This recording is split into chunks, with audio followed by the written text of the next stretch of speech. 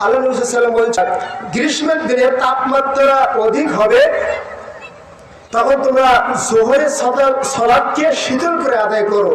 কেননা গরমের দিনের এই তাপমাত্রা, এটা হলো জাহান্নামের আগুনের তাপ।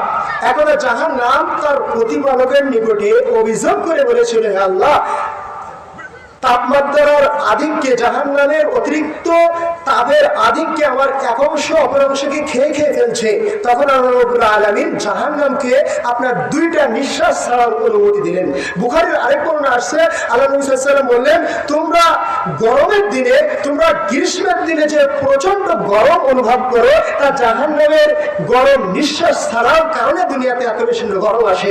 আল্লাহ নবী সাল্লাল্লাহু আলাইহি ওয়াসাল্লাম বললেন, এবং তোমরা শীতের মৌসুমে, শীতের সময় যে প্রচন্ড শীত অনুভব করো, এটা জাহান্নামের শীতল নিঃশ্বাস ছাড়ার কারণে দুনিয়াতে এত বেশি শীত আসে। অর্থাৎ হাদিস থেকে